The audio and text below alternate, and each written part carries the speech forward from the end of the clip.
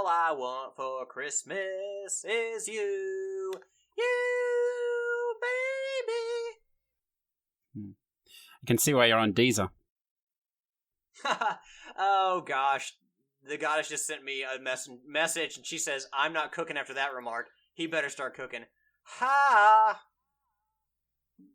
Say what now? You are listening to Trophy Horse with your hosts, Tricky Mick, Alex, I Yield to No One, Steve, and Sid.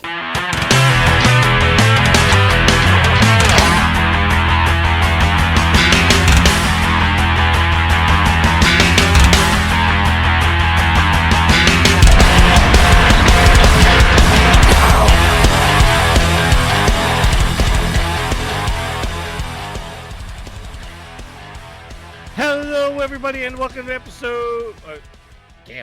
Hello, everybody, and welcome to Trophy Horse. This is episode 413. I'm your host, Tricky Mick. Alongside with me, the man, the myth, the legend. He's Alex.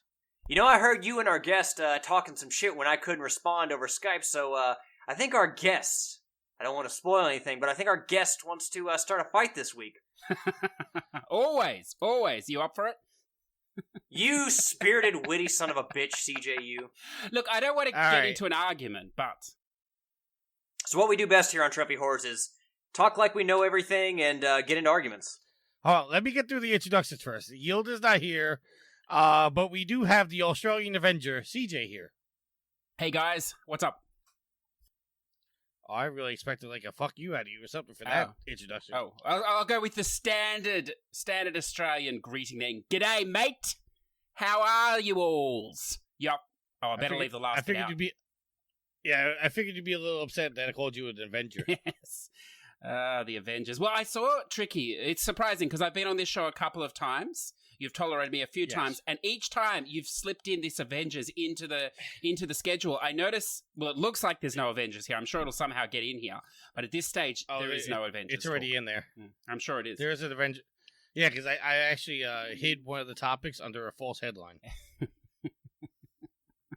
All right. Which one? I wonder. Well, hold on. If CJ is an Australian Avenger, what's his superpower? The hating of the Marvel's Avengers? Yeah, look, I'm not a massive Avenger fan, but that's, it's a slight on myself, obviously. I mean, that's okay, like, you're entitled to your opinion, but is that a superpower? What, a hate for the Avengers? Well, it depends how you harness it, I think. Yeah. Could be. I'm not sure. No, look, I don't. You really do want to fight this week, don't you? CJ? To be honest, look, I'm not qualified to comment on the Avengers because I haven't really seen the movies and I don't really know. So look, I'm as anyone who knows me knows, I'm happy to talk about anything. I don't require actually any knowledge on the subject, but I am going to draw a line here on this one, the Avengers. Okay, let's get into our updated trophy count. I am level 54, total trophies of 12,721 with 229 platinums. Alex. You know, Tricky, you sound so good at reading trophies that I really want you to read my trophies, too. Yeah, because I can see you're not in the agenda. No, I'm not. You are level 31, total trophies of 6,924 trophies in with 102 platinums. Yield is level 28, total trophies of 5,907 with 92 platinums. Steve is level 16, total trophies of 2,231 with 11 platinums. Sid is level 40 with total trophies of 9,336 with 170 platinums. And CJ, putting us all to shame, is what? Level 100 with 35,814 trophies and 902 plats. I thought it was 900, but listeners, there's a trick here. Always update the app because I got an extra 2 plats. I don't know how that happened, but look, I'm going to take them and I'll thank Sony for that. They give you a platinum for updating the app. Well, they did. In fact, that takes longer than some of the games I've played this week, Tricky. So it's not surprising. Yeah, I kind of slowed down. Speaking of what we're playing, let's get into. I mean, if you can, spare us, like maybe narrow it down to like 10%. What have you been playing this week, CJ? Of the entire Sony catalog, I can narrow that down to 10%. Let me see. Well, look, Look, I don't know. To be honest, actually, I've not been playing a huge amount in the last couple of days. I finished Life is Strange Season 2, which obviously won't go into because of spoilers, but look, I really did enjoy it. If your listeners have been waiting for it, all 5 episodes are out so you can play it all. Each episode is maybe like 2 hours at a stretch, so sort of it's not a long experience the whole way through, 10 hours or whatever else. I think it's a little bit more evolved than the first season. But having said that, if you didn't particularly like the first season, I don't think you're gonna like the second season. It's more of an interactive movie, I suppose, particularly the last few episodes. So there's very little gameplay. It's more sort of, narrative and dialogue. But if you like those things, you'll like it. I thought the story was good. And then Tricky, I don't know if you know this about me, but I've found this new subgenre, I suppose, of games, if you like, the German horse racing adventure game. And so I've been getting into that a little bit, and I've been playing the classic of this literature, the Windstorm and the Windstorm's Aria Rival, which is a beautiful coming of age story of a girl riding a horse around the German countryside in a sort of a narrative archery field. I don't know why there's archery in it, but there is a lot of archery field, horse jumping, horse capades, I suppose. So it's a beautiful game. So that's pretty much all I've been playing. I will give a shout out to Mr. Darrell. I will not give a shout out to his trophies because, well, why? There's so few of them. I don't feel like it. But only because the control. Good man. Okay, well, hold on. CJ could say that about any of us. Yes, yeah. Well, look, I feel comfortable saying that about Darrell because, and the reason I'll say this, Alex, is because you're a completionist. You're not going to argue with me on that. You're a completionist. That is a fantastic thing. Tricky is a trophy whore, trophy pimp. I'm a massive trophy whore. I'm not sure what Darrell is. He's like a nothing. He's just in the middle. He doesn't have enough trophies to be a trophy whore. He's clearly not a completionist. He's just something. So I can't give him any more time than that. That's enough. Other than to say, Sir Darrell, the Control, I know you bang on about this game a lot. Control now has a Japanese stack. I hope to see you on that. In fact, Tricky, this might be the first case of him entering the Asian store. Not a certain Asian store, but maybe the Asian gaming store. I don't think that's going to happen. We'll see. Yeah, I mean, that horse game sounds kind of like Barbie Horse Adventures, and that's a platinum that Darrell has. Yeah, no, it's got a little bit more substance to that too. I know we joke about it or whatever else, but it is a really beautiful game. The studio, I can't remember off the top of my head, but they make a lot of these games. Very few of them come to PS4. Most of them are on PC. And look, it's a high end product or whatever else. It's fully voiced, all the subquests and stuff. And it's just, I don't know if you like really relaxing games or not, but if you're in the mood for like a really relaxing platinum, and look, to be honest, it's not even that short. It's about 12 or 15 hours, but super relaxing and just fun. Yeah. All right, Alex, what have you been playing? Oh, well, so essentially just I've been playing some of the Winter Festival Grand Prix for Crash Team Racing, because I do enjoy my Crash Team Racing. Whenever they put out a new Grand Prix, I got to get all the stuff as soon as possible. But they are starting the holiday event for Rocket League tomorrow on the 16th, so if you're listening to this on Wednesday, it's been out for a few days now. But yeah, so I've just been basically playing the same racing games or car-based games that I've been playing, just so I can decorate my car with holiday-themed goodies. All right, and the only thing I've been playing, Alex, you're going to have to fix this in edit, is some Rock Band, some Division 2. I'm trying to log on my trophies to see what else. The Lego Incredibles, which I'm kind of glad they, CJ, they kind of updated the trophies in the way you earn them. It's not the standard list of, hey, collect all the gold bricks, collect all the red bricks. They actually added stipulations to each of the story. Excuse me, I get the hiccups all of a sudden. Added stipulations to each of the story missions, so you have to play each story mission in a certain way. Mm-hmm. So it's not just a straightforward platinum anymore, which I like. Does this mean you have to play the levels multiple times then, with characters or various ways? Or? Well, okay. Just give you an example, like with the typical Lego games. I mean, you've platinumed the Lego game, right? Yeah. Okay. You know how you play the first way through, and then you go through on free play to collect all the mini kits and all the other stuff. Mm-hmm. For example, this one. In the very first level, because it's not a spoiler, and who cares if I spoil a Lego game? There's a trophy called Clean, Well Lubricated, and Wound Tight, in which you have to throw 5 enemies into the gears during the mission. So that's not like a standard thing that you would do, so you have to go out of your way to get that. On the second one, you have to perform a wheelie for 10 seconds. On the third one, you have to score incredible in all the raccoon encounters. So it's like they added stipulations to each of them. So I like that. Because now it gives you a reason not just run through it real quick. Yeah. And actually give a shit about the story missions. Because the story missions, like, to me, was always the worst part of that. It was, I wanted to just knock them out to get to all the characters so I can run around the open world and then go back into the story missions and mess around with the characters and, get everything I wanted to get. Because I always found it frustrating when the first time you go through a mission, you see a mini kit, but you can't grab it because you don't have a mind reader. Or you don't have somebody with laser beams or something like that. I always found that frustrating. So, see, I like that. I always find the Lego games a bit overwhelming, to be honest with you, for that reason. Because when you're going through the level, there's so many things going on. Most you can't do anything with until the second run. But it's like everything is there, isn't it? You just can't get it. It's just a bit much for me, I think. It's frustrating. Yeah, it is frustrating. Yeah. It'd be almost better if, like, I don't know, it was locked. Well, it is locked, I know, but it wasn't sort of there until the second run or something for me. But, look, I don't play a lot of those games, so I know they're all very similar in that aspect, so it's the style they are. You know why you don't play a lot of those games, CJ? Any reason why?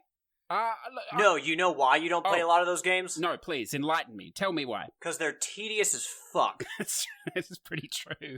Like it's I not a 5-second platinum. Lego Marvel superheroes, but I don't really find myself overwhelmed by a lot of Lego games until I played that game, and it was so expansive and so big. Yeah, I love the fact that there were a ton of characters, but you have to invest so much time into those games, and let's be honest, a lot of it's bullshit that you have to play through just to get all the characters and all the trophies. It's kind of like, why even saddle up on this?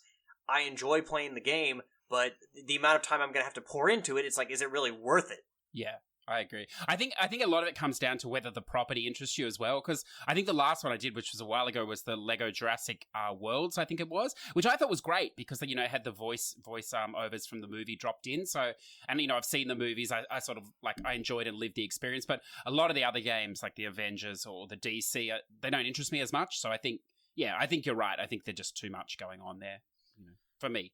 All right. Let's move on to our topics as we have quite a bit to talk about here. Mostly the show is going to be the Game Awards. Well, that's all it's going to be.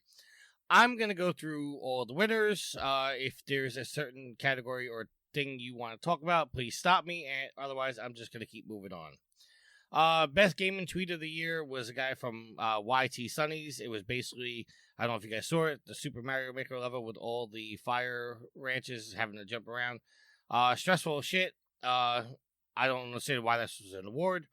The next one is the Player's Voice Award, which I guess is the general public picking which game they like the best. And the winner was Fire Emblem Three Houses. Yeah. Your best esports host was Effie Shaks Deporter.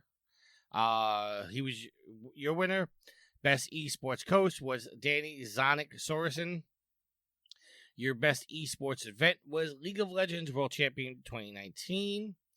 Your best esports team was G2 Esports.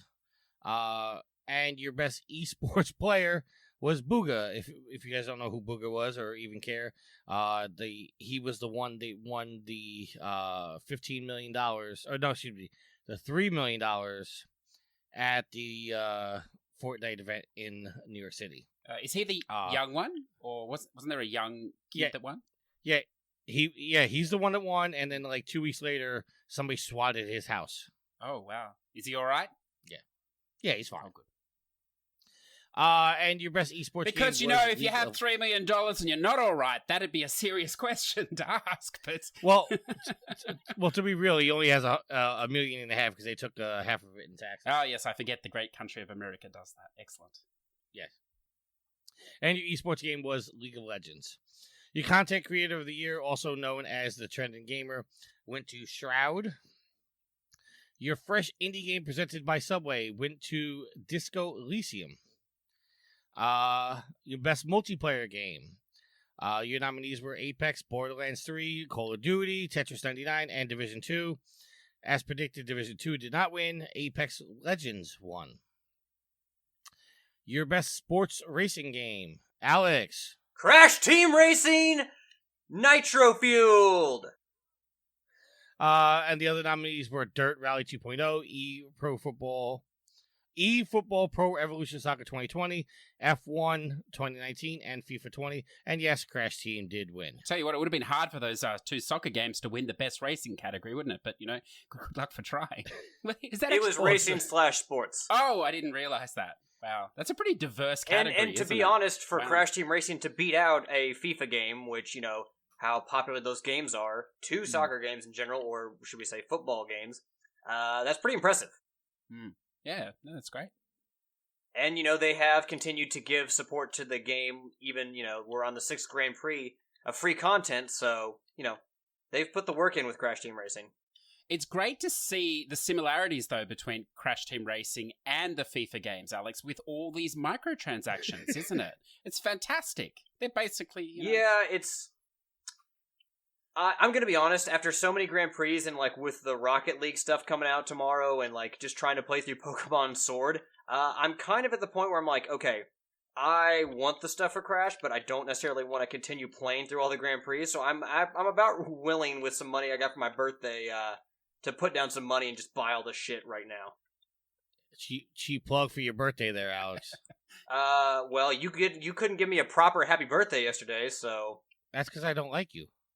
Okay, well then, we don't like each other, we already know that, but you could still give me a happy birthday. I gave you a happy birthday. I gave you a picture of Aloy a couple years ago. I think it was last year for your birthday, and you love Aloy. This year you did nothing.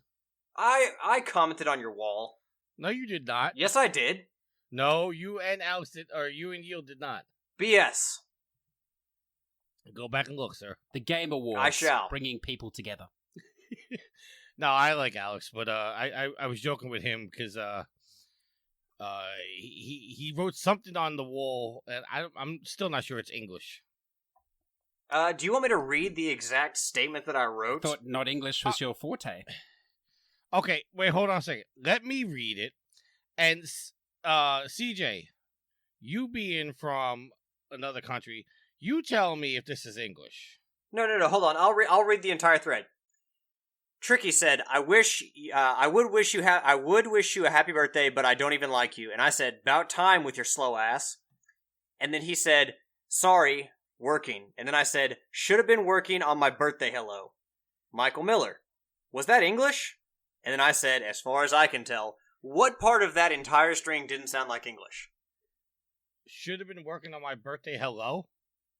It may not have been the best sentence structure, but it's on Facebook. Why the fuck am I going to put some effort into that? Moving on. I tell you what, Tricky, if you'd at least wished him a happy birthday, I would have saved 6 minutes of my life then. I hold you accountable for that. Your best strategy game, your nominees were Age of Wonders, Anno 1800, Fire Emblem 3 Houses, Total War 3 Kingdoms, Tropico 6, and Wargroove. Your winner was Fire Emblem. Okay, so we're going to take a moment here. Alex, because you're a Switch player, I want to ask you about this Fire Emblem. Have you played this, or do you know about this? Because it seems very intriguing. Seriously. I know of it, and I know it's very popular. I personally haven't played any of the games, none of the Fire Emblem games. I know some of the characters because of Smash Brothers, but I don't really get into the strategy games all that much, so unfortunately I can't give you any feedback on it. Although I've only heard good things about the game. Yeah. Okay, sorry about that. It does sound interesting, though, yeah. Your best family game, which just should have been renamed Best Nintendo Game. Luigi's Mansion 3. Your nominees were Luigi's Mansion 3, Ring Fit Adventure, Super Mario Maker 2, Super Smash Bros. Ultimate, and Yoshi's Crafted World, a.k.a. all Nintendo games. So, yes, even Jeff Keighley says they like Nintendo's chances in this one. And, yes, Luigi's Mansion 3 won. Yeah, it's about time it got some credit because, like I said, Nintendo finally treated it like a big holiday game, like a AAA game, like a flagship game they could sell a console on, and, it's paid off for them because Luigi's Mansion is awesome. Your best fighting game, Dead or Alive 6, Jump Force, Mortal Kombat 11, Samurai Showdown, and Super Smash Bros. Ultimate. And, of course, Super Smash Bros. Ultimate was your winner. Best RPG. I want to say that, a lot of people may be like, well, why did that win for this year? It came out in 2018. It wasn't in the running for last year's awards, so that's why it was they after lumped the cutoff, in. yes. Because of when it released, they lumped it in with this year's. Yeah. Did you say Mortal Kombat 11 was in that nomination? Or, yes. Yeah. The others are very weak games, to be honest with you, so I'm not surprised that Smash won. That seems fair. Best RPG. Your nominees were Disco Elysium, Final Fantasy XIV, Kingdom Hearts 3, Monsters Hunter World, Iceborne, and The Outer Worlds. And your winner was Disco Elysium.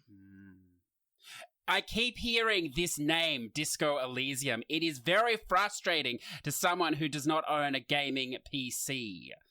This Tricky is dangerous at this time of year to give an award to a game like this. The hype it is, it's very possible, come 2020, I may have to sell my PS4s and buy a gaming PC. Because, Alex, this game, I don't know if you know anything about this, but it's supposed to be amazing. Like a 10 out of 10 over the top amazing, so...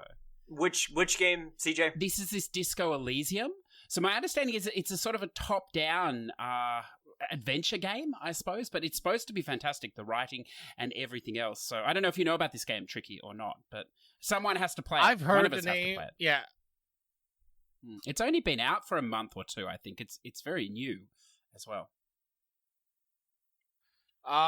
It is, according to the website, it's only on Steam right now, so.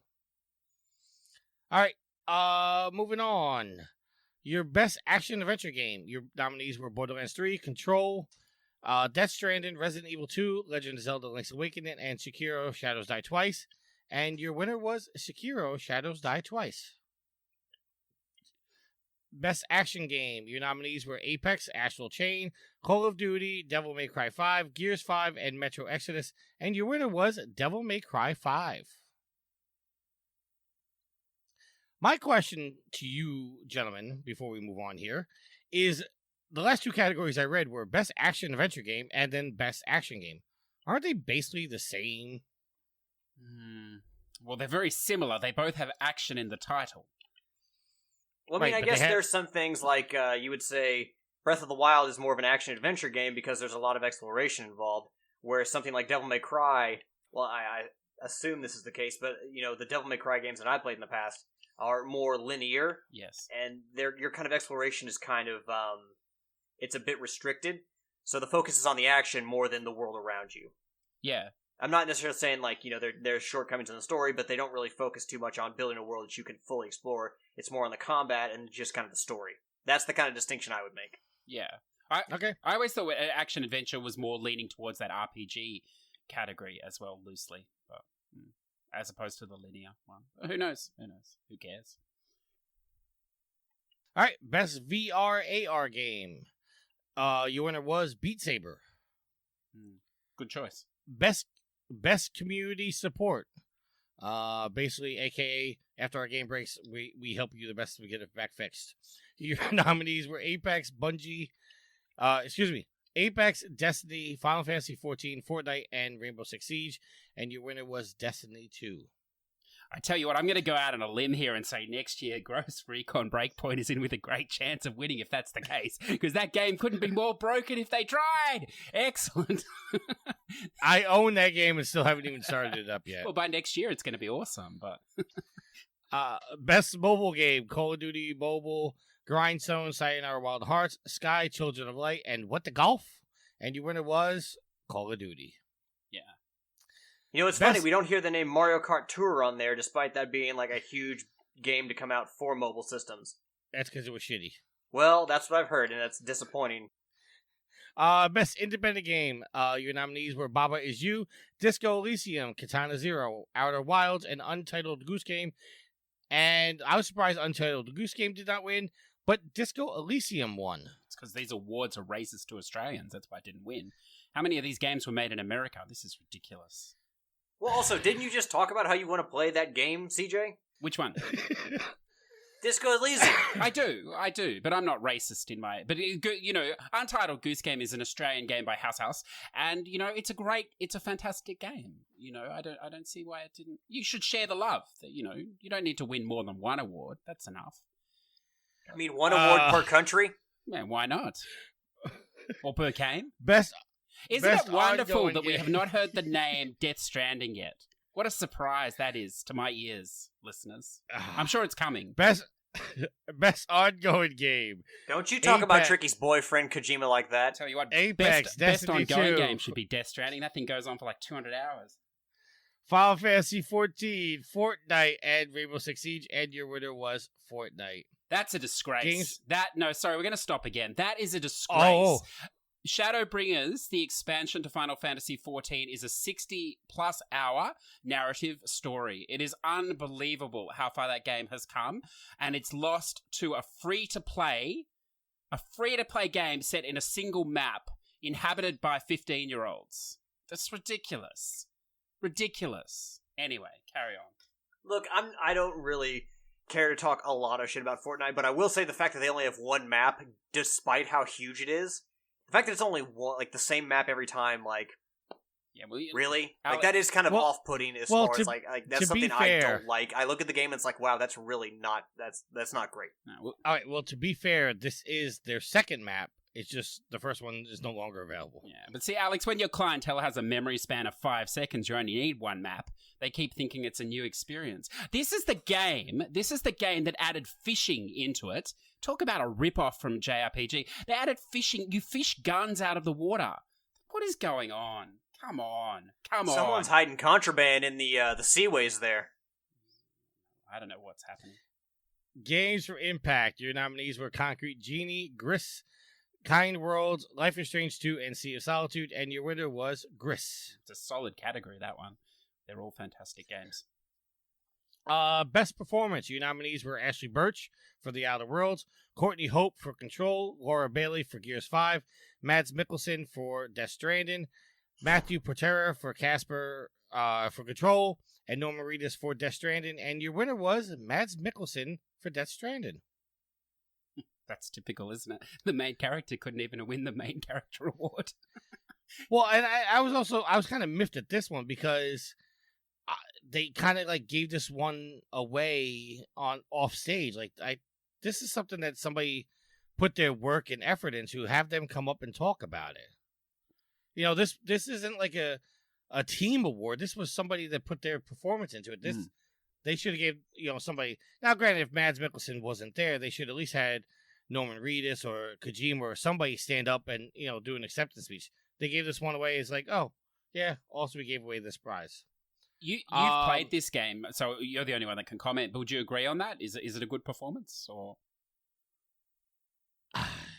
Okay. I can't really answer that without spoiling the game. Well, you could just say yes or you agree with the award or not, I suppose. Well, as I said when we talked about the nominees before, the way Norman Reedus and Mads Mikkelsen, their performances are very limited, and it's in chunks. Like Norman Reedus doesn't really talk a lot. It's everybody else in the scene talking. Mads Mikkelsen talks a lot, but doesn't really make a lot of sense until the end of the game. Yeah. Okay. So when you say, did he have a good performance? It's hard to answer without going into detail. Okay. Fair enough. It's surprising though, because that Jesse Faden in Control was very good. So it must have been a good performance, I think. That seems like a pretty solid category. So. Yeah, but see, I think best performance is more of like a popularity contest. True. Than anything else. Best audio design. Your nominees were Call of Duty, Control, Death Stranding, Gears 5, Resident Evil 2, and Sekiro. And your winner was Call of Duty. Best score and music. Cadence of Hyrule, Death Stranding, Devil May Cry 5, Kingdom Hearts 3, and Sayonara Wild Hearts. And your winner was Death Stranding. It's good they didn't give it to the Wii show. I do agree with that one. They did have good music. Yeah. Best art direction. Your nominees were Control, Death Stranding, Gris, Sayonara Wild Hearts, Sekiro, Shadows Die Twice, and Legend of Zelda Link's Awakening. And your winner was Control. It's good to see they got an award. It's excellent. See, one award. That's all they need. One. Nice. Best narrative. I have a feeling that game was so fucking weird that most of the panel didn't even know what was going on. And this is my theory about Sekiro as well. How many of those judges actually managed to finish the game? You shouldn't have been allowed to vote for that game if you couldn't finish it. That would be interesting to know, wouldn't it? I think that would be interesting. Control. Well, look, I don't know what happened. 5 minutes in and I couldn't figure out what the fuck was going on in this game. But, like, where's that category? Some of these categories are ridiculous anyway. Most weirdest fucking game of the year. That would have won. Well, actually, to be honest with you, Death Stranding probably would have won. That would have been a killer. That would have been a killer category, though. I can tell you. CJ's on fire today. It would be though, wouldn't it? Could you imagine the weirdest game of the year? Death Stranding versus Control. Is there anything else, Alex, that could go up against that? I'm not sure. There might be something else. Oh, I'm sure with all the games that came out this year, there'd be something weird that you could tack onto that category. But I think that we need to start referring to CJ as Scrooge because he's got a stick up his ass this week. He's got a lot of gripes that he's got to throw out there. Yeah, I got to get him out before the new year, so I'm cleansed and I'm ready to do this all again. But, you know. He's playing Santa, and he's put coal inside his sack, and he's beating the shit out of people. Yeah, that's right. Look, I did not get my check from Sony this year, so I'm not holding anybody's hand here. I'm saying it as it is. Sony. Best narrative. Your nominees were A Plague Tale, Control, Death Stranding, Disco Elysium, and The Outer Worlds, and your winner was Disco Elysium. Best game direction. Your nominees were Control, Death Stranding, Resident Evil 2, Sekiro, and Outer Wilds, and your winner was Death Stranding. And for the biggest award of the night, Game of the Year, your nominees were Control, Death Stranding, Super Smash Bros. Ultimate, Resident Evil 2, Sekiro Shadows Die Twice, and The Outer Worlds, and your winner, I think surprised a lot, was Sekiro Shadows Die Twice. Surprising, because half the panel probably didn't even finish the game. They probably died on that first boss 10 minutes in, because it's very difficult. You lose your arm. How are you supposed to win that fight with one arm? It's ridiculous. I think you're supposed to lose, but that's not the point. How many of the panel got to that point and went, well, this is Game of the Year, I've done enough. It's too hard for me, obviously. I'm sure that most of these awards are doled out based on comments on Reddit. That could be.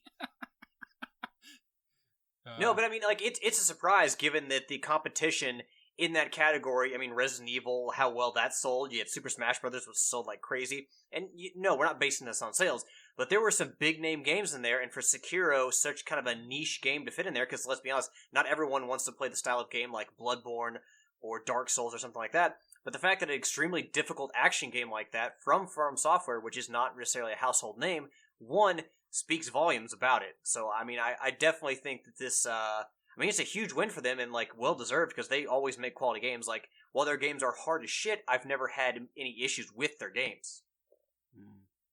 I wonder if there was a bit of peer pressure in that voting room at the end there, because, old mate sitting in the corner, and he's like, hey, what'd you think of that final boss in Sekiro? Like, that was awesome. And then, the guy beside him's like, oh, shit, I didn't finish it. Oh, yeah, no, it was awesome, because he doesn't want to feel bad. Then, old bloke on the side's like, oh, that last boss was nothing compared to the second last boss. And it just escalated into this, Game of the Year, of course. And that's how it happened.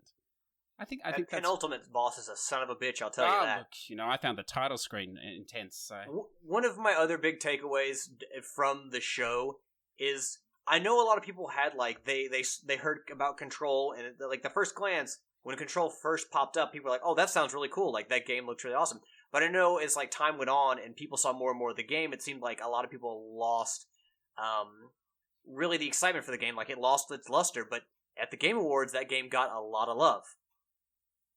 It's a difficult game, though, Control. I suppose it didn't come out maybe to a lot of fanfare or whatever else, and it didn't chart, so maybe people dismissed it. And it is a very strange game. So maybe it just flew. I think it's it's a game, that will have a long tail. Like, people will discover it, in time and really like it. So there's just so many other things. He went outside to smoke. That's what he did.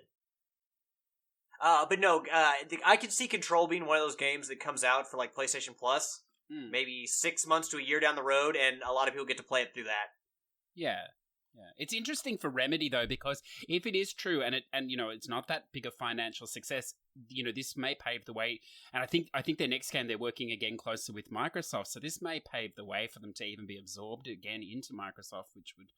That's another massive win for them if that were to happen. So we shall see. Well, I mean, Microsoft, there were some announcements from Microsoft at this show that definitely should excite people. But my thing is like, they still need to kick up their first party support, especially after Sony bought Insomniac. Of course.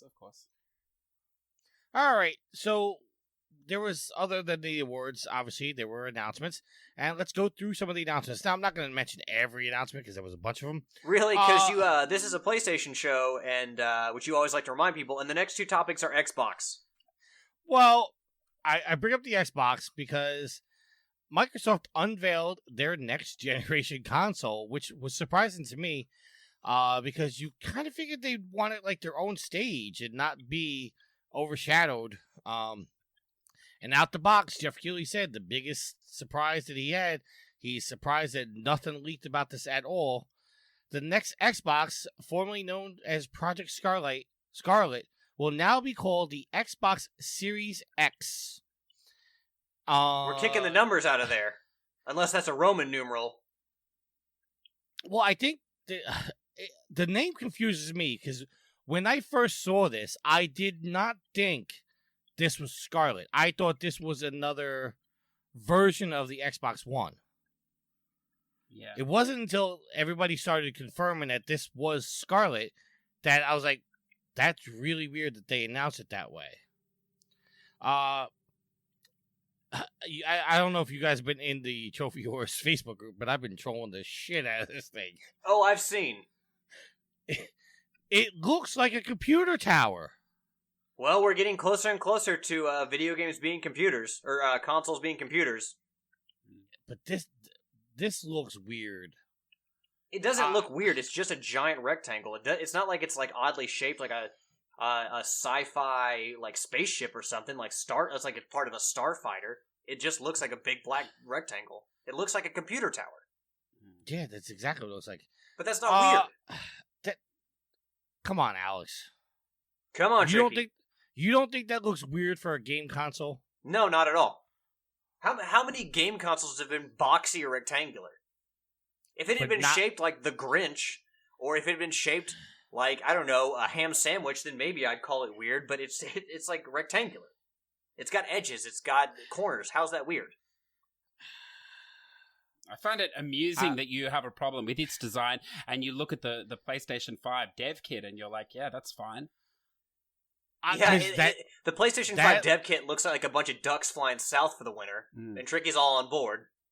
No, I'm saying if the console looked like that, I wouldn't have a problem with it. But that at least has some substance.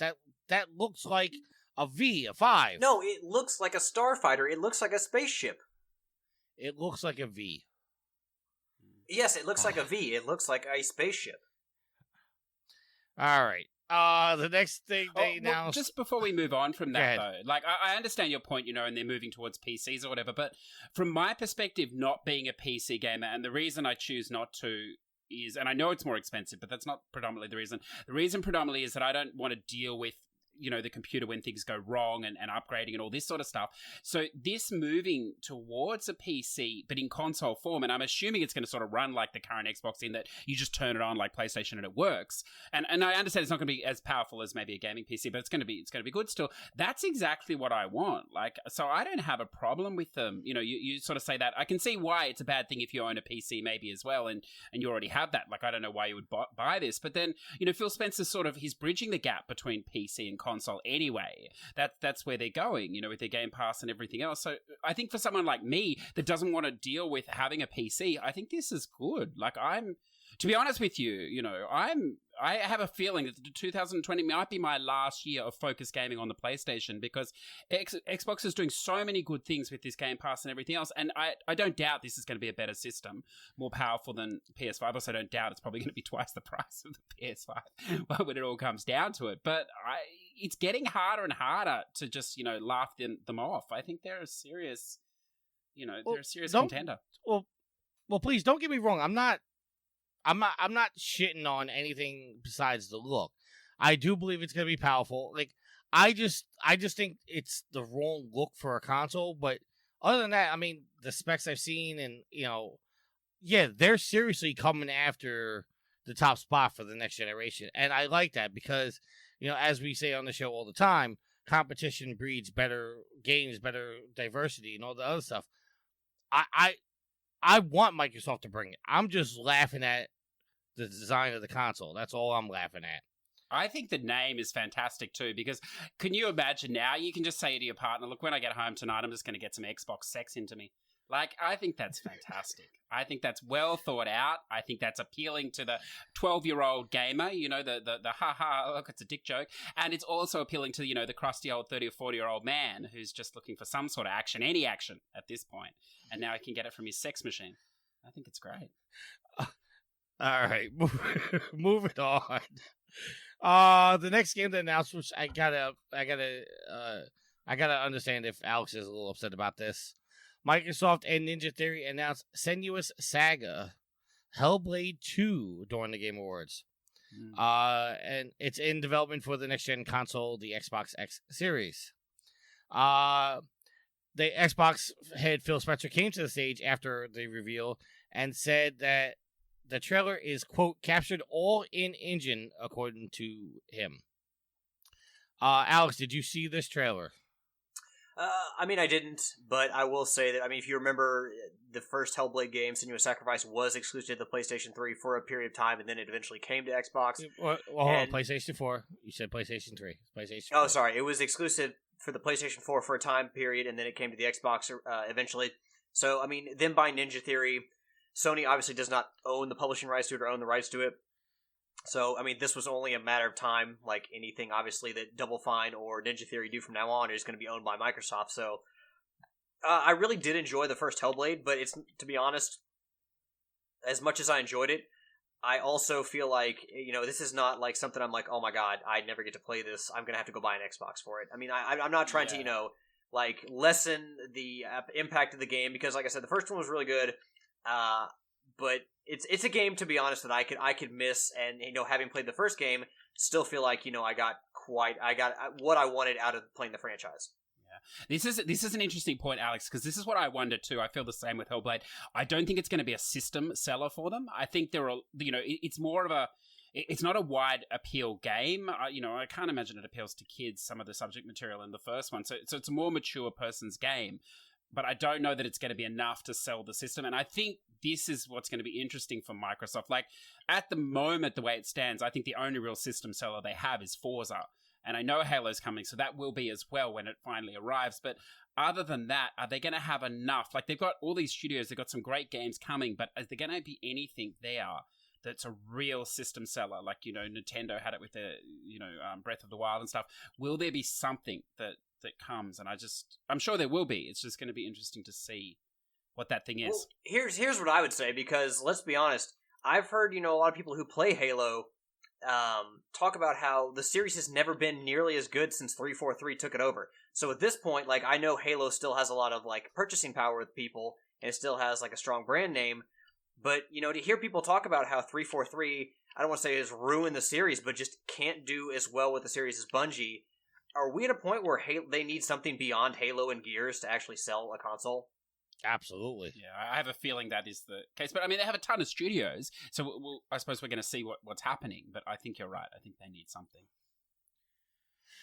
I did see the trailer. If this is all in-game, I'm fucking impressed, because the facial animations on Senua were unbelievable.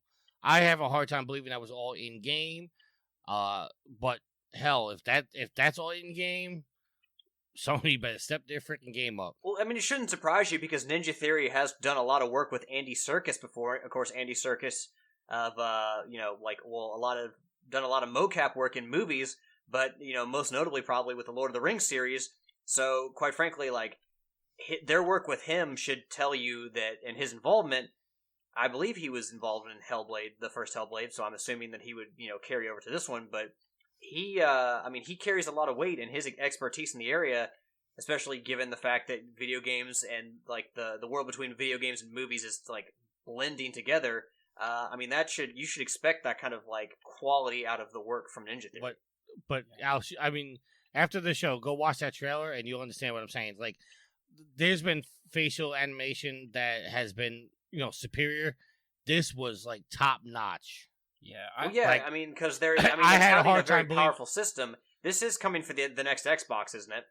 Yes, but what I'm saying is this looked like I was watching a movie rather than, because, like, when you see facial animation in a video game, you could always tell that that's not like a camera looking at somebody.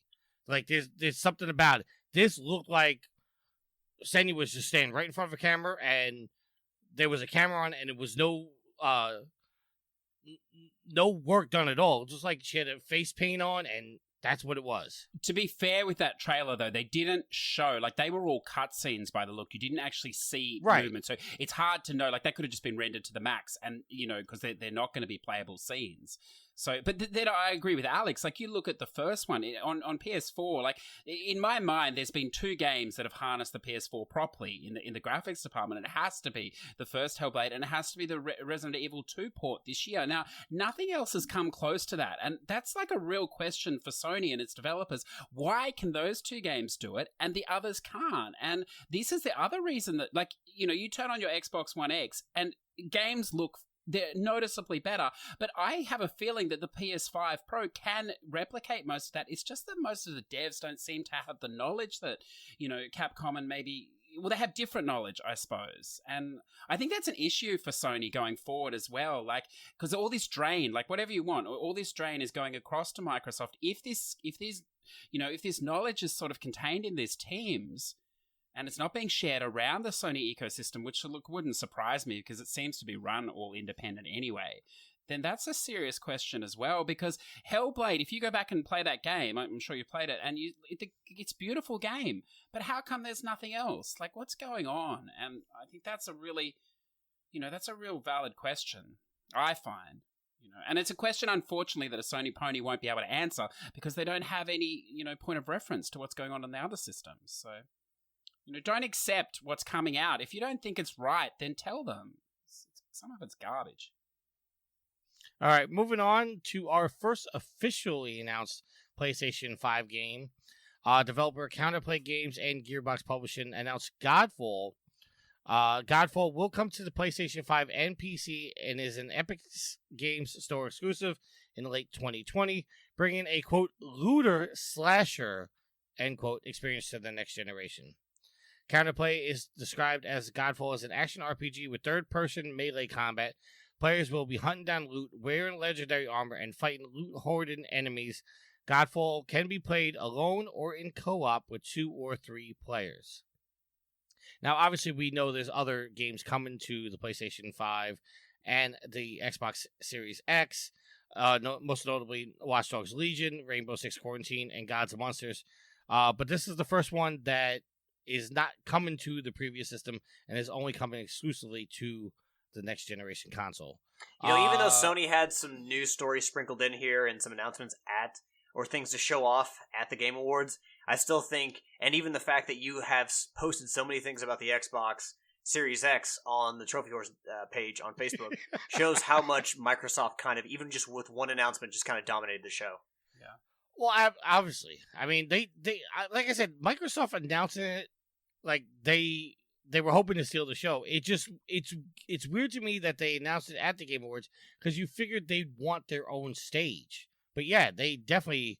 Well, you think about it, the Game Awards is a huge televised audience for them to, you know, instead of saying, oh, hey, let's get on E3 and just maybe, you know, Xbox fans will watch it. The Game Awards is for all gamers. And you would assume that there's a wider audience that would watch that than would just watch a Microsoft press conference.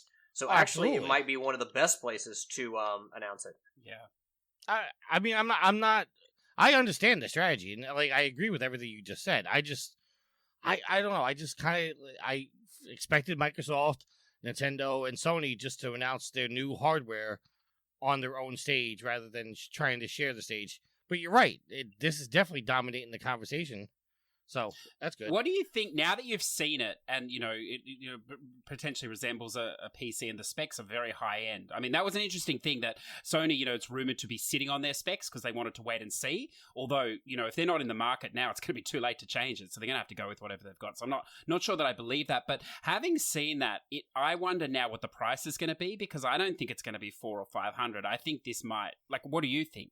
This potentially the Series X? Yes, this could be expensive. I think if they announce the Series X more than $500, all the goodwill is going to go out the window. Yeah, but you do realize there's a SKU that's going to be lower than this as well. They're going to release a SKU that won't have...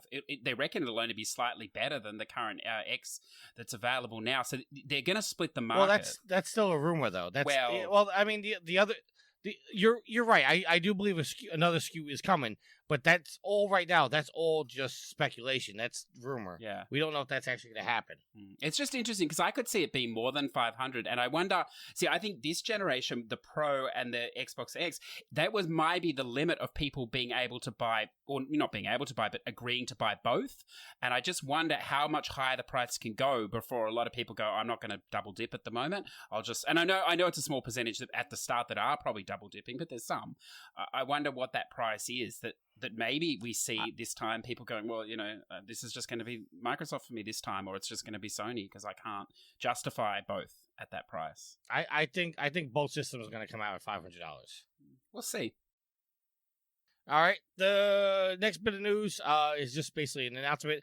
Control DLC is out now. If you like Control, there's new DLC, and the first expansion is coming out in January. No, excuse me. March 26th, 2020. So you get more Control coming. The next thing we have is we actually saw an extended trailer to the Ghost of Tsushima, and we have a release date of summer 2020. That makes me nervous. Well, to be honest, IGN was correct. If you remember, or if you listen to the show, when Yield and I talked about this, IGN was correct in their assessment that late summer, or would be the time when that game will release, given the fact that Last of Us Part 2 was pushed back to May. Well, right, but because the problem is that, like you just said, Last of Us 2 is May 29th, and then you have to assume the PlayStation 5 is coming out in November, because they're not going to want to release it in December, and they're going to want to definitely get it out before Black Friday, a couple weeks. So you have to figure maybe the first week of November. So there was a very short window to release Ghost of Tsushima and give it its own space to not be cannibalized by The Last of Us. Overall, I mean, this game still has me worried. If this is coming out in summer, what is even Sony launching with on the PS5? What's left? Well, the speculation, I mean, that we had on the show is we're thinking it's going to be Horizon 2. Jesus. Oh, come on. I think the game that we just talked about will be, what was that game again? The first PS5 exclusive? Godfall. That'll probably launch with the system. I don't think we'll see Horizon 2 launch with the system. You'll probably see that, I'd say, within the first maybe the first 6 months of the PlayStation 5's lifespan, but I don't think you'll see it launch with the system, especially since we haven't heard anything about it. They're not going to be so silly to launch such a divisive game as a console seller. I agree with you. All right, the next bit of news we have is Joker is the next combat coming to Mortal Kombat 11, and a lot of people are happy. He seems to have had a change in his look. A lot of people were complaining about the look before, saying that he looks a little better. My only complaint about this reveal trailer is they had him come out to a fight with Cassie Cage dressed up like Harley Quinn. I feel like if you're gonna bring Joker out and you have to start separating him from Harley Quinn, and I just think that was a mistake. It's fan service. Like, even adding Joker into the game is complete fan service. So I mean, why not have extra fan service with Harley Quinn in there, like a nod to Harley Quinn? Yeah, but that just, to me, without it being Harley, it just seems like a cheap thing to do. Well, Joker fans and DC fans will be very happy with that. Maybe not necessarily you will be happy with that, but they will. All right. The next thing we have, Telltale Games is back from the dead, as we reported, and The Wolf Among Us 2 has been reconfirmed. It's going to be an Epic Store exclusive, and a console release is expected. This is coming back from LCG Entertainment, as Telltale revealed, as the Wolf Among Us 2 is back in development in partnership with Ad Hoc Studio, a developer featuring several former Telltale employees. And no release date has been announced. Adam Harrington will return as the voice of Bigby Wolf, while Erin Yevett is reprising her role as Snow White, and Jared Emerson Johnson is back as the composer for the game. It's nice to see Telltale Games coming back. It's excellent. Yeah, I mean, like, I played through the Wolf Among Us, and Ashley did too, and so we both want to play the sequel. I will say that because, I mean, yes, this is Telltale Revive, but it's not the same studios that they were before with the same talent. They are working with some of the same people, as you said. But before I get super excited about this and I'm completely sold on it, I definitely, obviously, want to see what the new form of Telltale actually puts out, like the quality of games and what we can expect from them. They definitely need a new engine. And now what's come out, this wasn't really a news story, but what came out after Telltale closed down was that a lot of the developers were angry because the engine that they were working on was apparently made and invented by one of the co-owners of Telltale, and he forced them to keep using that engine. And that frustrated a lot of developers, and that's why they said a lot of their games didn't have the quality and the polish that they wanted, because they were forced to use an outdated game engine because one of the owners required them to use it. Could also be the fact that they were working on 50 different games at the same time, but that too. But this is good news for this one. Absolutely. All right, and the last thing we're going to talk about here as far as reveals, in a very confusing situation, a new Fast and Furious video game has been announced called Fast and Furious Crossroads and is coming in May of 2020. So a little 5 months out here. It was announced during the Game Awards by actors Michelle Rodriguez and Vin Diesel, who also will be playing their roles in the film in the game itself. Not many details were revealed about Crossroads, but it does appear to be a story-driven, action-driving game, as you might imagine, set in the cinematic universe. There are plenty of cars, many of which outfitted are some pretty heavy weaponry, and you'll be driving to some of the over-the-top set pieces in each area. Also, Tyrese was in the trailer. What do you think about this, Alex? I mean, it's, to me, the Fast and the Furious movies, like, they're basically big, dumb summer action movies. Like, they have some value to them, but overall, like, they're not great movies. They're essentially like, oh, hey, I'm gonna go not give a shit about the story in this movie and just watch people drive around in fast cars and, get the adrenaline flowing and all that. But, yeah, I'm not excited about a video game or anything like that. Like, if I saw a Fast and the Furious movie on, like, Netflix or something, it's like, yeah, let's have some fun, let's watch this shit. But, like, a game, I'm only interested in, like, specific racing games, like, as you can tell, me playing a mascot kart racer, so unless it's, like, something like a split-second sequel, I'm not really all that into it. All right, CJ? Yeah, I think it's cool. I mean, I don't know this game. I haven't seen the trailer, but I'm just looking at the pictures now. But a lot of these movie tie-in games are usually shorter experiences. Like we had recently the Terminator Resistance was like 5 hours. It's good. Like, I mean, if you go in knowing it's only 5 hours, it's good. Zombieland 2 even had a game, based on the movie or whatever. Again, about 6 hours. So they're not AAA, but it was good. But I saw that in the stores this weekend, and I was like, I was real dubious on it. I'm like, oh, a Zombieland movie or a Zombieland game. Yeah, I definitely wouldn't. Not sure I'll be investing in that. I wouldn't pay full price for it, but it's actually, Alex, it's not a bad game. It's a top-down twin stick shooter style game, and it's good. It's fine, but again, it's fine for like $20 US. I don't know what they're charging for it over there, but I wouldn't pay more than that. Probably more than $20 US. Yeah, well, you just wait for a sale. I mean, it's only been out a few months. It'll come down. But yeah, for a day or two. It's only 6 hours or so. So I wouldn't. I mean, look, the Terminator game, like, I think it's a great one of the most fun games I've played this year. But they're selling it at for 100 Australian, which is insane, for what it is. But when that comes down, it'll be a fun, movie tie-in afternoon game. So they definitely have their place. They're just always overpriced when they first come out. But, yeah, I just looked up Zombieland Double Tap Road Trip, which is the game. Yeah, and it is currently available at GameStop for the price of $40. Yeah, so when it gets to 20, it's a good deal. Probably not 40. All right, so that is all the announcements. Our topic of the week is basically going to be our overall thoughts of the Game Awards. It sounds to me like, Alex, you really didn't watch the Game Awards. You just watched some of the trailers. I mean, I read through the news afterwards, but quite frankly, like, we don't have cable, and, I don't spend a lot of time watching TV, so, like, I figure I can just catch up on it the day after, instead of devoting all my time to watching the entire thing. Like, I can just kind of, like, take, like, little bits here and there of what I want to actually consume, Yeah.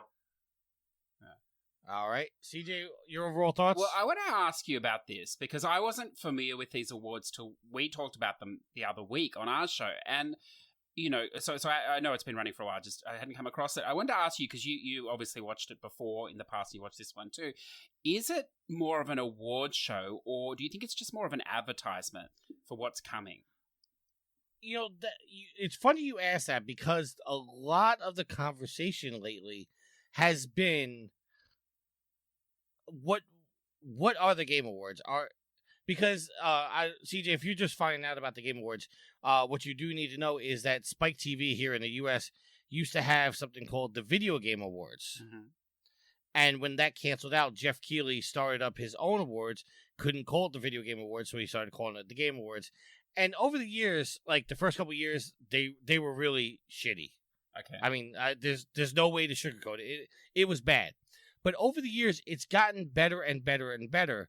And now the latest debate that I'm hearing about this is, should the awards really focus on the awards, or should they just hold a ceremony, say, hey, listen, these are the awards, do that in the morning, and then later that night, do an E3-style press conference where you're revealing all the stuff?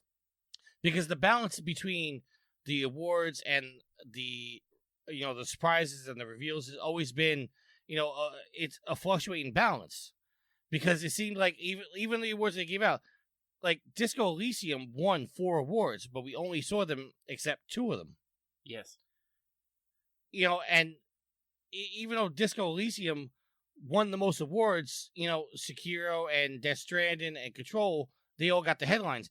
But if Disco Elysium won 4 awards, then obviously it's a good game. And I say that with respect because obviously none of us have played it. So I don't want to sound like I'm shitting on Disco Elysium. What I'm saying is, if one game won 4 awards and that was the most awards, and that came from an independent developer, but yet the AAA games are still overshadowing the conversation, there's a problem. Yeah. So, like, if you're going to celebrate the awards and celebrate the people, because part of that conversation was, well, the DICE Awards, they give out the awards, and there's no reveals there. It's just like an Oscar type show where they're just showing, the awards. If the Game Awards are going to be that, then fine, be that. But if your focus is going to be, hell, we got the surprise, then focus on that. You can't. It's going to be too hard to find the balance between the two.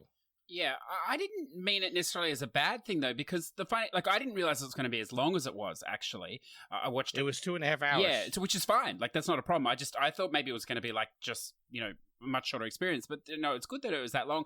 But I was thinking about halfway through, and I know E3 is becoming a bit of a mess, and this year was whatever. But I thought, I actually enjoyed this more than E3, which surprised me because I get into the hype train. I like the E3 presentations. I watch them, but I thought, I really did enjoy this of having a bit of awards, having music, having the trailers. So it wasn't a problem for me that it was advertising. I didn't care. In fact, probably the least interesting thing for me in this whole thing was who won what, because I don't really care anyway. But I mean, it's good to know the different games that are out there. But just the whole experience as a concert, I thought was pretty cool. I quite enjoyed it.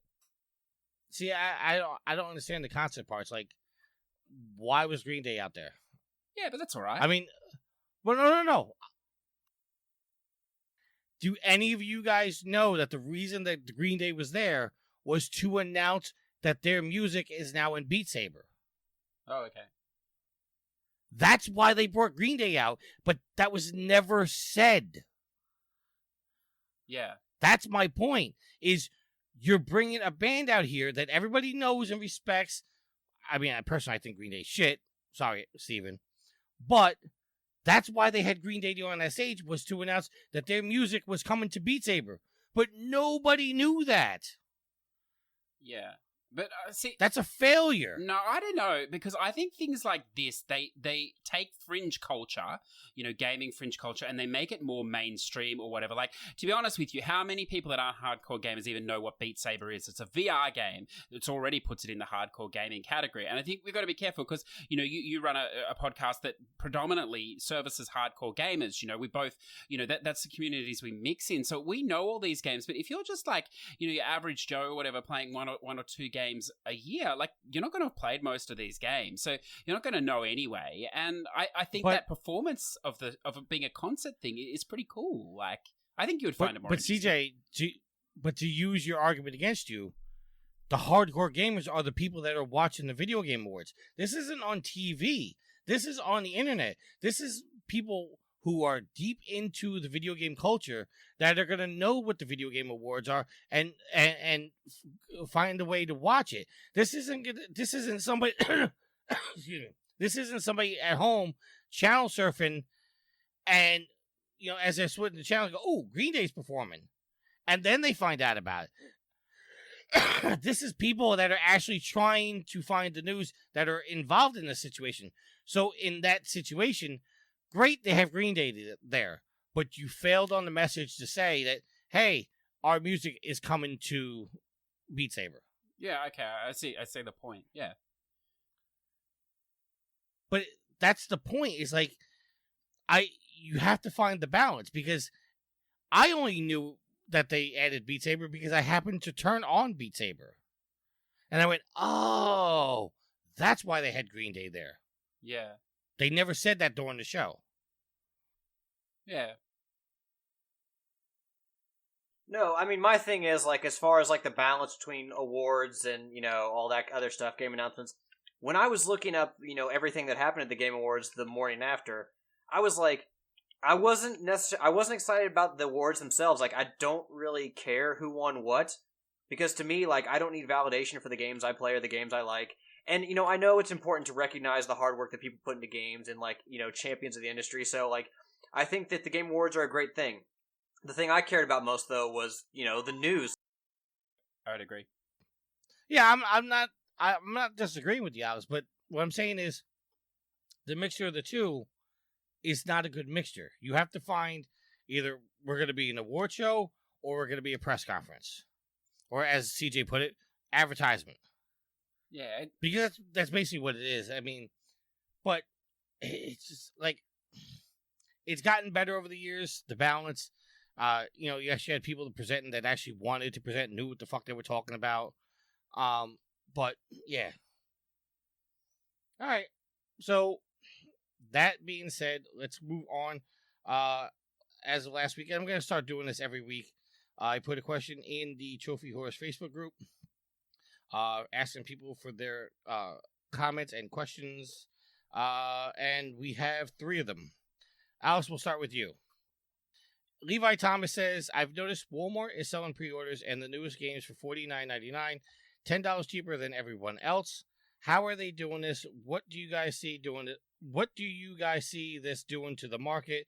What happens when Walmart becomes the only place selling new games? Okay, so my thing, what I've noticed, like, digital codes at Walmart still cost $59.99. Like, I've been buying Switch games at Walmart because they're $10 cheaper, so why the hell wouldn't I? Like, we bought Luigi's Mansion from Walmart, I bought Pokemon Shield from Walmart.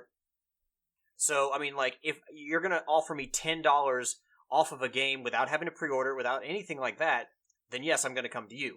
So, like, Walmart is now the place that we go to buy games. Now, like I said, digital codes are still $59.99 because I'm assuming that those are priced on the Nintendo Store and the PSN and, Xbox Live and all that, so there's not much that Walmart can do about that. But Walmart undercutting competitors for the physical copies, like, that's something they can freely do if they want to. They just, they don't want to obviously lose too much money on it. But yeah, they've become the place that we go to buy games because we can get them for cheaper. All right, and my answer is, well, the way Walmart does this is because Sony, Microsoft, all the developers, they sell their games to Walmart for a certain price, and that Walmart can sell it for basically whatever the hell they want. There's always a suggested price, but Walmart can sell it to whoever they want. And just like the movie business, a lot of people don't realize about this when you go to the movies. Theaters don't make money off of your ticket sales. They make like pennies. Where they make their money, and what people bitch about is all the concessions. Yeah, which is why, like, if you try to bring in candy or anything like that, you go to Target before a movie, stuff some candy in your jacket, and go into the movie theater. That's why they try to discourage that, because they charge you a lot more money for the products there, like the food and the drink there, because that's where they want to get you. Right. So what Walmart's doing is selling the game for $10 cheaper. They're taking their loss or, less of a profit on the thing, because they're betting that while you're in Walmart, you're also going to be shopping for other things, and that's where they'll make their money. Yeah, because I mean, go think about it. How many more people buy digital games now? Like, I don't have data in front of me, but because of the convenience of buying a digital copy of a game, like, are you really, as a retailer, going to focus so much on your physical copies, like your physical copies of video game sales? Because you're probably not selling nearly as much. I mean, Walmart for a while now has been the number one games retailer in the world, even more so than like a specialty retailer like GameStop. So with so many people buying straight off of, like straight from Sony and Microsoft and Nintendo, like via digital copies, like what's the point in focusing on selling $60 games just to try to like, match the MSRP? Like, whereas, Walmart, they make enough money all over the place where they can just say, hey, we'll sell these games for cheaper, like you said, just to get you in the door and just to get you to buy other things. All right. CJ, you want to add anything to that? No, just to echo the point. I mean, it's all down to the price margin, isn't it, or the profit margin, or whatever else. We have a similar situation in Australia. The two competing outlets, and one of them here sells for $30 cheaper new releases on the first day it comes out than the other one, and then it goes up $10 more. So in the end, it's still $20 cheaper, and they're the most successful electronics chain in Australia at the moment. So it's definitely doable, and I think what your listeners should really think about it, if that's a concern they're worried about how it's going to impact on the long term, is that maybe it's about time, because if Game Pass can find a way to do this, then maybe the profit margins have been too big somewhere along the line, and this is just a correction. So I wouldn't feel alarmed by it. And if you are alarmed by it and you feel like you should support these studios, then we've talked about this before, Tricky. Buy it early, and well, I mean, don't like wait. Walmart selling cheaper games doesn't affect the studios because the people that sell the stores, they've already made their money. It's the only people losing out is Walmart. Yeah, the studios are making their money already. Yeah, well, no, but yes and no. I mean, the studio yes, they get their initial money, but how many copies they sell is going to determine how their next game and the budgeting and the money up front. Because I think the myth too is that a lot of these studios are funding their own games. I mean, Microsoft and Sony are propping these studios up a lot of the time, and then they make the money on the back end. I wonder how many of these studios are really as financial, funding the project themselves. They're not. That's why they've been bought in the first place. A lot of them have come in, so they get a guaranteed money up front. They can work on that, and they make it on the back end. So, no, I think, I understand that the initial allotment is there, but, there's a big difference between if they sell, 100,000 at Walmart and 200,000 games. So, Yeah, but, I mean, like Walmart reducing the price, you would figure that people are saving more money on games. Like, say I buy 5 games a year from Walmart, and I save $10 each game, that's another game I can buy. You figure by reducing the price, they're actually helping developers because they'll sell more copies. Yeah, of course, yeah. I mean, but they're picking up, like as you said yourself, you get in the store. I mean, let's be honest, Walmart could probably afford to sell those games for $20 US because they'll make it up on other products in the store. So it just comes around and goes around, I think. But, like I don't think you need to be worried about how it's going to affect, as you say, how it's going to affect the developer $10 here or there. So I think it's a far bigger issue that, for your listeners, if they want to buy physical, what this might do to the digital market. Because while you could buy it for whatever $10 less in your Walmart store, you can do some regional shopping on different PSN stores. You can get it for a lot cheaper if you're prepared to buy in different regions. So that's a bigger issue, I think, in the long run. I think, everyone likes to save money, but I think, unless it's massively different in America, I think you maybe overestimate the power of convenience. Like, well, whatever store's the closest to me, I'm not going to drive an extra $20K to save $10, And I know some people will, but, there's or I'm here today, I don't care, I'll just buy it. So I think we can't overestimate the power of the laziness of the human being as well. Oh, convenience? Like, convenience is a huge thing. This is an example. I paid my property taxes online because I didn't want to mail a check somewhere or drop a check off somewhere. So I ended up paying a convenience fee of paying online of $88 just to pay from home. You are insane. It was a percentage based on the total cost of the property taxes, the value of the land. Now, I fully understand that, but you are still insane. Well, here's the other thing. I paid early, so what I paid in the convenience fee plus what I paid for the property taxes, like basically added up to what I owed. It was the gross amount. So they gave me a discount by paying early, which was taken up by the money that I had to pay in a convenience fee. So the way I reason is, well, I got it taken care of in a few minutes, and I just paid the gross tax on the house instead of getting a discount. Yeah, that's right. I think it's all. I can see you shaking your head, Tricky, but I think it's all relative. Who spends hundreds of dollars, thousands of dollars, you spend thousands of dollars on pops, and then you go out and buy like multiple copies of like boxed games and consoles, and you're gonna sit in here and tell me about $88 convenience fee? No, sir, Tricky, you're not going to.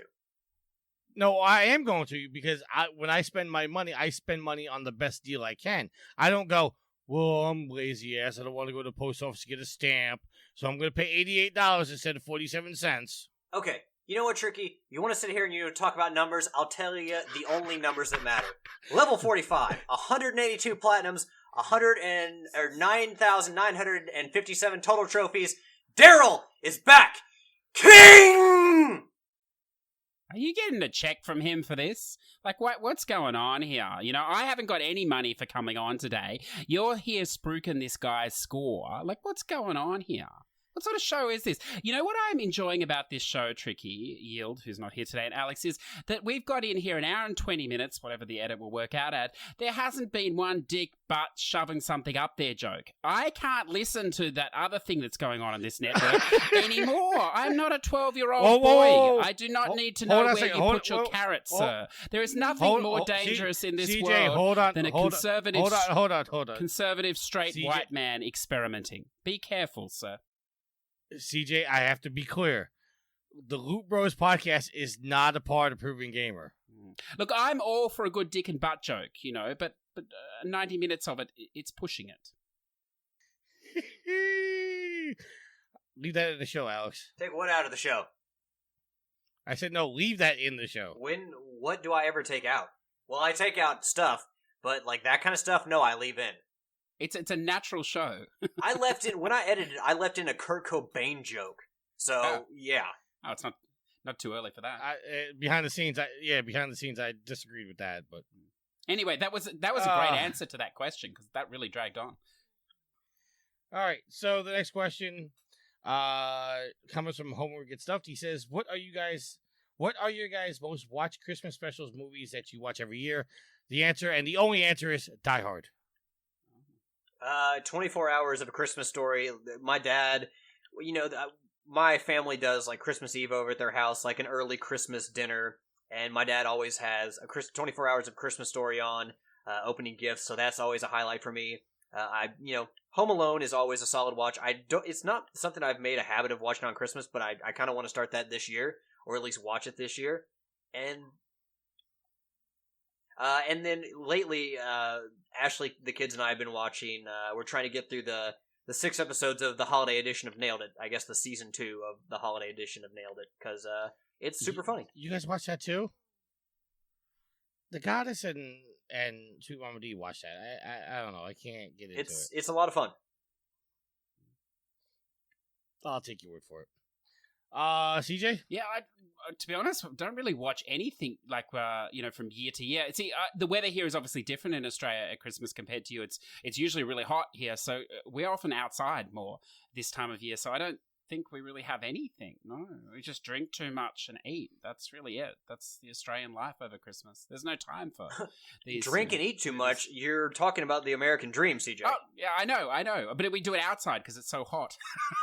Whereas you're more indoors because it's so cold this time of year. So I can understand why you would have movies and things you watch. No. We drink and eat too much year round. Like, it doesn't need to be the holidays for that to happen. That's an American thing. Yeah, American way.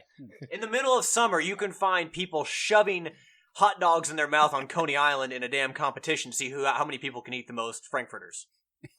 That's, more power to whatever you want to do with your life. Good for you. I don't want to do that with my life. No. But, there are people that do. It's amazing how many sausages people can swallow these days. It's truly amazing. All in the gag reflex, I'm told, Tricky. Interesting. I'm ignoring most of this conversation. And the last question is... That's a highbrow penis joke, Daryl. Highbrow. Look it up. The other thing from Homer is saying, what is your favorite gaming-related Christmas memory? Mine was getting my original NES for Christmas. For me, like, it was always, getting a console on Christmas.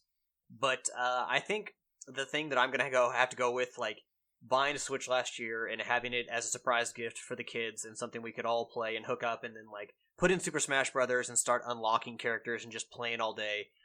That was a ton of fun. So, like, being able to make them happy and then also, like, play games that I really wanted to play and, really get into another Nintendo console after kind of, like, my interest dying on the Wii and just not even buying the Wii U. Like, that was a really great memory.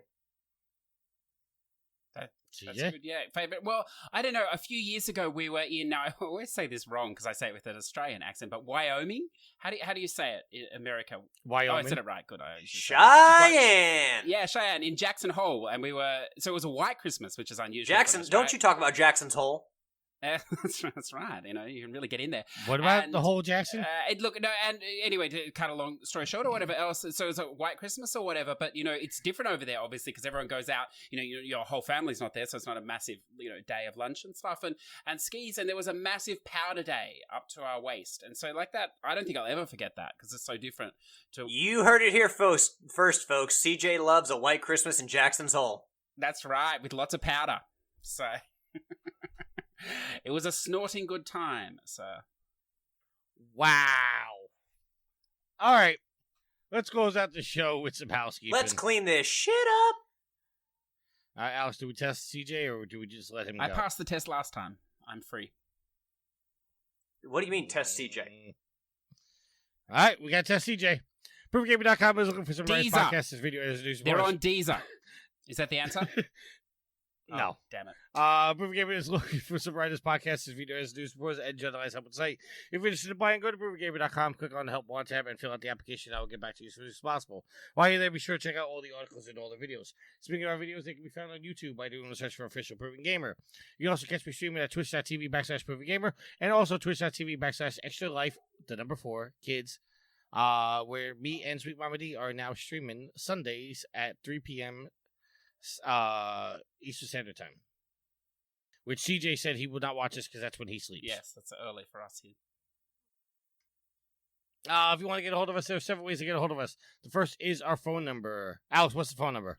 330-PROVEN-9. 330-PROVEN-9. Find the damn numbers yourself. You don't know the numbers? No, look, I may be on this show and have been on this show for 6 years, but if you think I put those numbers to memory with all the other shit I've got to think about during the day, then you, sir, are a fool. 776-8369. Hallelujah! If you listen to this podcast, we greatly appreciate it. Be sure to listen to our other podcast. Deezer! It's on Deezer. Was that right? Deezer, yes. Good, got it. The other podcast, PG Spoilers and Game Stuff. All the podcasts can be found on Apple Podcasts, iTunes, Stitcher, your various podcast applications on your smart devices, Google Play, iHeartRadio, and Spotify, and you can also listen to Trophy Wars on Pandora and Deezer, as CJ just pointed out. I know. I'm giving you credit, sir. Thank you. If you want to get involved in the PlayStation 4 communities, there's one for the site called Perfect Gamer. There's one for the show called T-Dubs Brothel because Shuhei will not let us say whores on the network.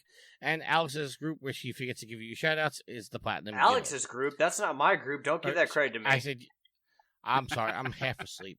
Yield Group. That is the end of the housekeeping, but we do have some sponsors. Our first sponsor is Humble Bundle. Alex, tell us about Humble Bundle is a charity initiative, and every month they bundle together different digital media. Probably the most you care about is going to be the video game section.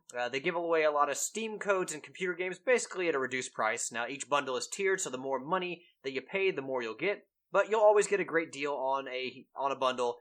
Usually, you pay the top amount, and you'll get a good 7 to 9 games, all valued at anywhere between $200, $250, and you are helping charity. So the more money that you can give, the better. So while you can name your own price, definitely don't skip and get the most for your money. To check out what they have, go to humblebundle.com and sign up for their electronic newsletter. All right. Our next sponsor is Extra Life.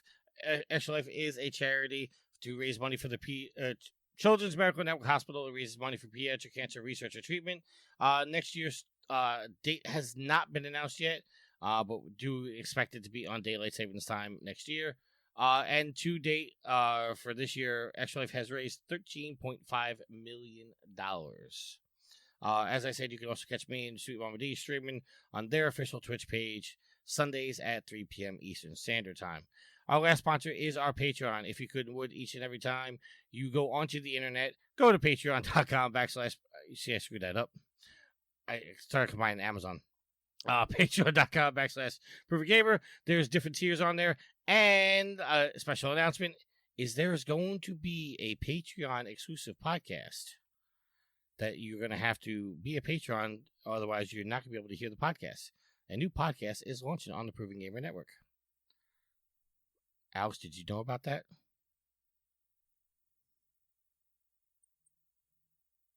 Guess not. CJ, did you know about that? I did not know that, but Alex, I believe, is not a Patreon, so that's why he would not know. Yes. This is true. Yes, but I asked you if you knew there was a new podcast coming. Well, now you know, and knowing is half the battle, but also my sound cut out. Yes, I figured. Amazon, if you could, would each and every time you do shopping on Amazon, stop by Proven Gamer first, click on any Amazon link, and you continue to normal shopping. Doesn't cost you anything extra and does help out the site tremendously. With that being said, let's close the show out with some shout-outs. CJ, start us off, sir. Yeah, look, I'd like to thank you guys again. I know I don't get to come on very often because of work and stuff, but look, I really do enjoy it. Tricky Mick, Alex, Yield, Steve.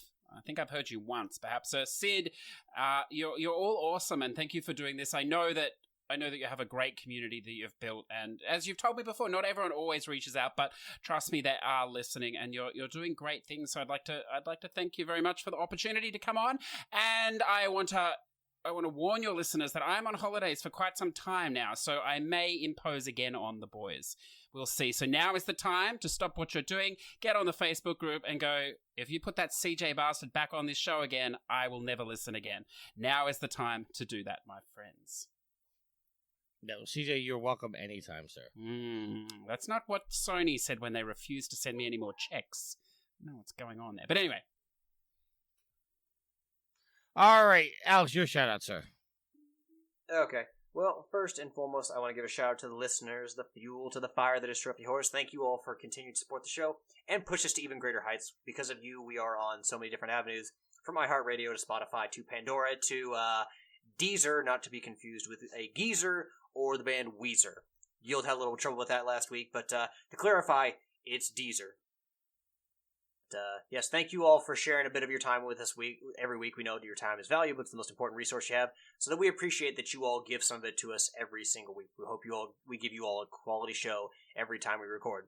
Give a shout out to CJ for joining us this week, as well as a shout out to Tricky, and of course, Yield couldn't join us, but as always, a shout out to him, and hopefully everything's okay with the personal situation he's dealing with. And last but not least, I want to give a shout out to my loving girlfriend, Ashley. I love you, honey, and thank you for a great birthday weekend. And I want to give a shout out to Sweet Mama D, the goddess who is sitting behind me waiting to cook me dinner, because she's going to make me chicken cutlets with mashed potatoes. Do you all always eat chicken cutlets? Because I swear to God, every time I hear what you all are eating, it's chicken cutlets. I do eat a lot of chicken cutlets. But you have someone that can cook Greek food in your house, and you're never like, let's have some Greek food. Because Greek food sucks. I really hope she punches you in the face after we're off the air. Nah, she loves me. Shout out to the listeners. Thank you very much. And we are taking next week off for Christmas. So you guys will not have a show over Christmas, but we will be recording 4 days after Christmas, so you're going to get a show for New Year's. So we'll see you guys after Christmas, and with all that being said, if there's nothing else, happy trophy hunting. Later. Save your last words, then read on me this. Save your last words. Save your last words, then read on me this. Save your last words, then read on me this. Save your last words, then read on me this. Save your last words, then read on me this. The theme song is Venus by the band Even off their album Zenith. Permission granted by the band and 12 Stone Records. You can find them on Facebook by going to www.facebook.com/evenphilippines.